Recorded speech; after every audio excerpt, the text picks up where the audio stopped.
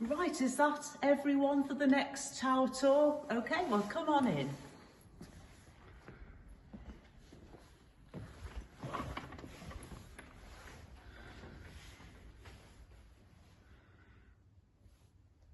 Right, it's nice to have you with us this morning for our tower tour.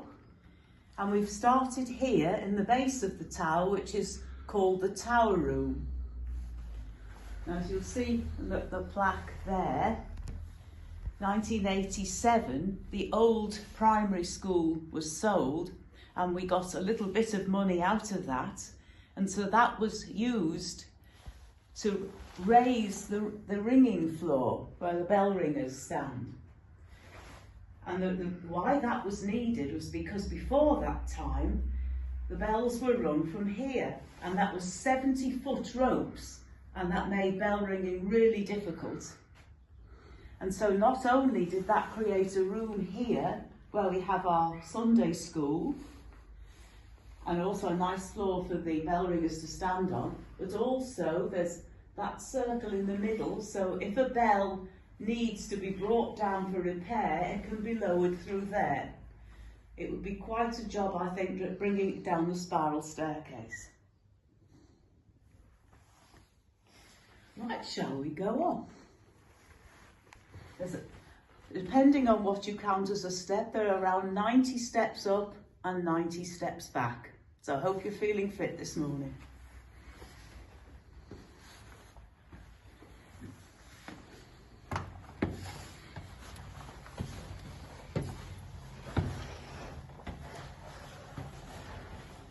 And this is where the bell ringers stand when they're ringing the bells. So follow me in.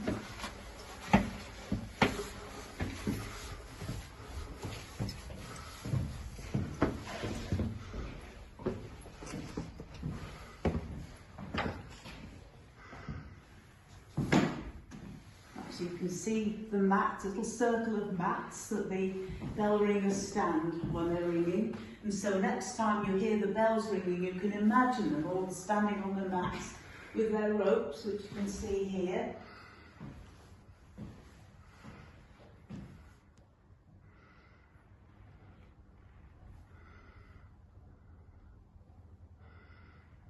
And this is the chiming mechanism, which is linked to the bells.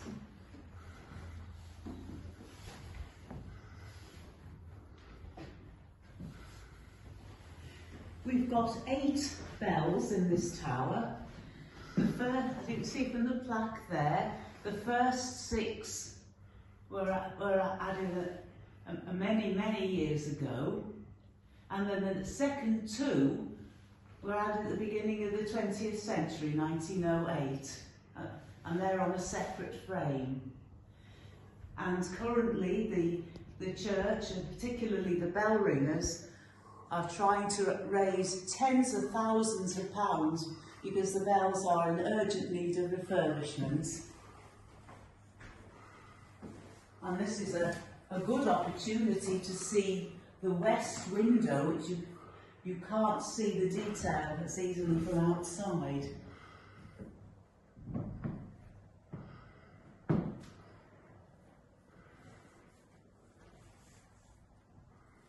We've got a few people commemorated here. This is a plaque for the Cressner family, and this is the same Cressner family that had the big plaque inside the church door. And you may well have seen downstairs that he was very generous. He left £2 a year to buy bread for the poor of the parish, and £3 a year for the upkeep of his monument, so you can see what his priorities were. And here we have a small picture of a gamekeeper, Abraham Plaistow. He was the gamekeeper to the Buxton family who lived in Colne Place. Their son, Thomas Fole Buxton, was a rather badly behaved, wayward teenager, and this illiterate gamekeeper was the only person who could set him on the straight and narrow. And this had wonderful results, because when Thomas Fole Buxton grew up, he went into Parliament and he helped Wilberforce to bring an end to the slave trade. And out here, there was a balcony. And Philip Buck, who was a child here in the middle of the 19th century, when he gave an article to the local paper about his memories of the village, described all the school children sitting in the gallery for a service. And the schoolmaster had a big stick, and if any of the children were naughty at the end of the row, he used to give them a poke. But, mystery, how did they get to the gallery? We don't know. And here, we've got a little working model of the bell. There you are, that.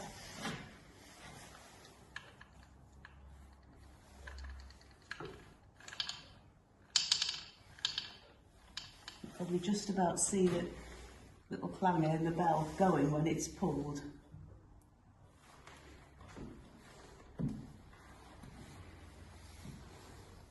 Right. Shall we go up?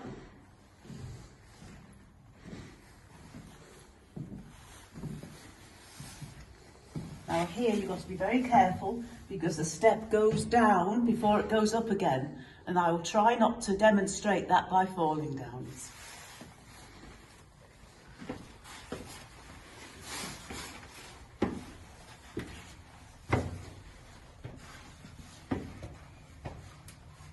We've got one of the doors that goes out onto the roof, and it's useful for checking and making sure there's no snow to be shovelled away.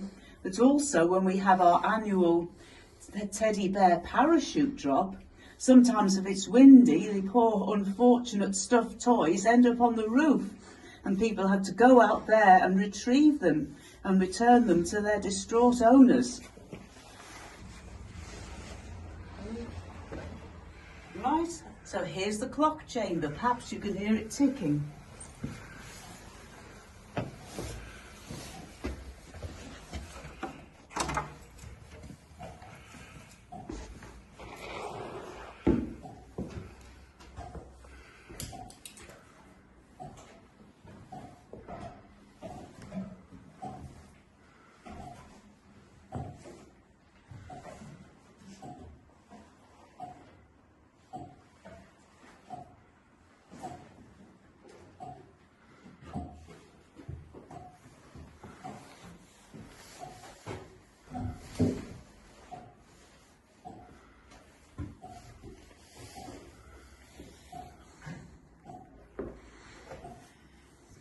These days, the clock is kept going by electricity.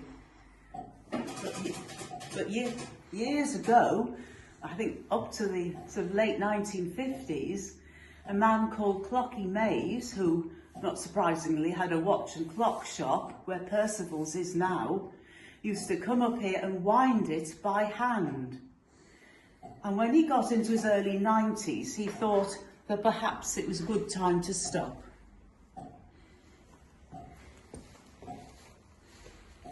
The clock was put in 1887 to celebrate the Golden Jubilee of Queen Victoria.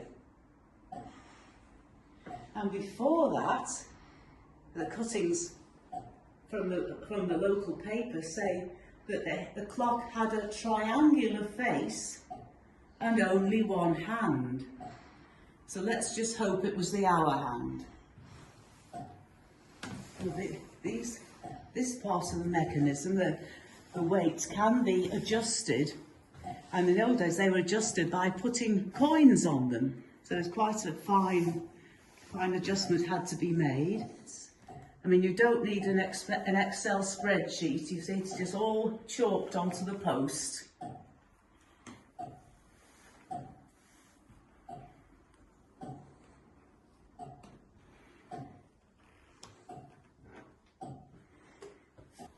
It is quite spectacular when it performs for us, when it chimes.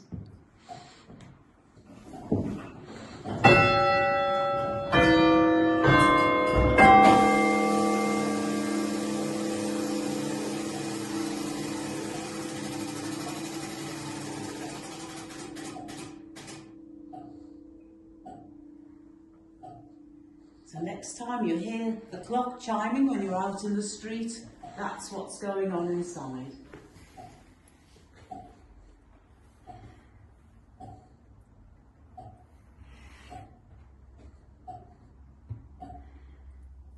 Right, and here we have yet another church mystery. You can see the black mark going up the wall there.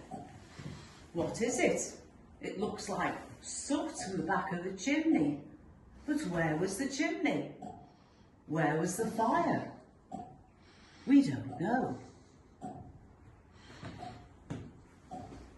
There's all these walls here. The walls got so many stories and they've heard so many things they could tell us. And I often get asked, what is this? Well, this is made out of cardboard. And somebody who used to look after the clock previously had a son who was an art student. And so he made this, and he's used various features of the church building. Some of those arches, a window, carvings, and he's put it together to make this. And the steps, you can see the brick steps here, which eventually become wood. Right, we're on our way up to the bell chamber now. And as it's too dangerous, I'm afraid we can't go in, but we can have a look round the door. We can just peek round the corner and see the bells. Okay, follow me.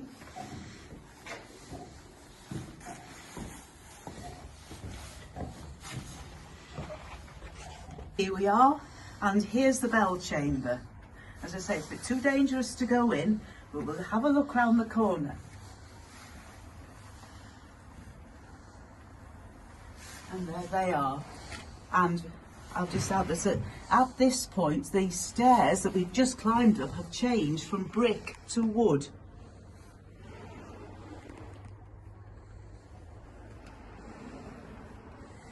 Right, let's have a look at the bells.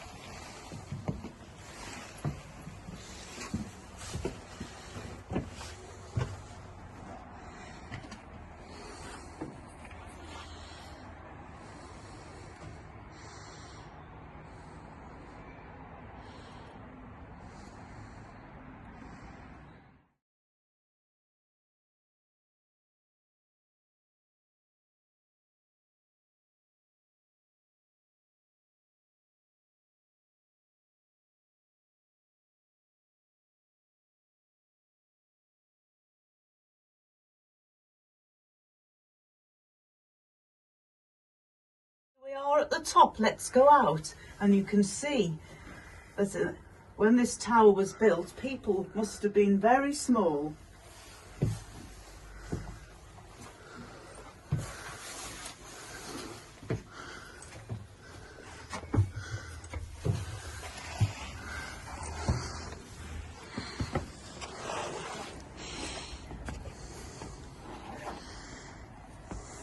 And here we are at the top of the tower. Great view from up here. Flagpole, and then we've still got the star up. You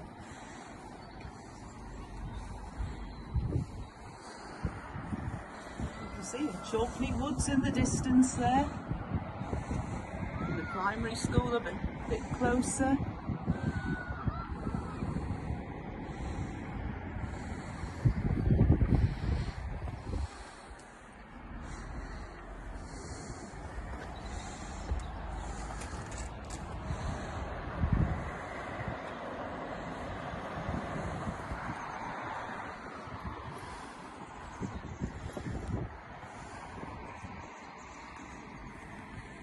And in very distance we've got Colne Church, but sadly it's a bit misty today, so we can't see it that well.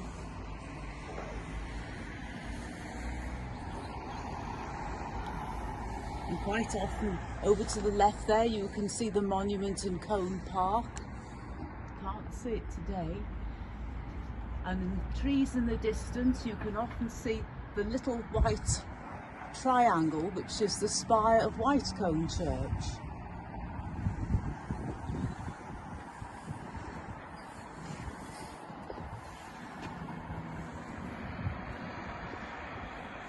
Also on a good day, in between the trees, you can sometimes see a little white square, which is the tower of Earls Colne Church. We can't see it today. And what I often do when I'm here is I get my spyglass out and I train it on the horizon, right over there, in between the two pylons. And right on the horizon, on a good day, you can see a rectangular building sticking right up, and that is Jumbo in Colchester. And so on a bright day, the sun glints off the roof, and so you can see it. But I'm afraid we can't see anything today. And this is another of our little mysteries. You can see the weather vane, and then below it is what looks like a crown. Was this a crown for Christ the King? We don't know. And below it, there's a bell, and the inscription is from the Ecclesiastes, for every time there is a season, etc. Why was that there? We don't really know. Was it to warn of the impending arrival of the royalists during the Civil War, because this was a parliamentarian area? We don't know. And you can't ring it now because it hasn't got a clanger in it. Right, has everyone finished now? Have you taken the photos you want to take? Good, okay. Right, we'll make our way down then.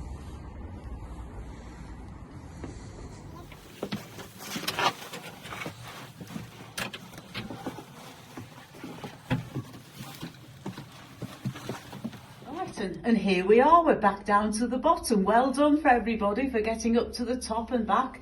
That's about, what, 180 steps return trip.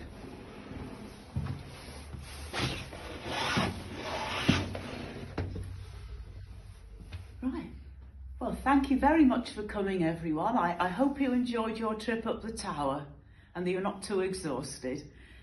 And if you'd like to come again, please come again and join us.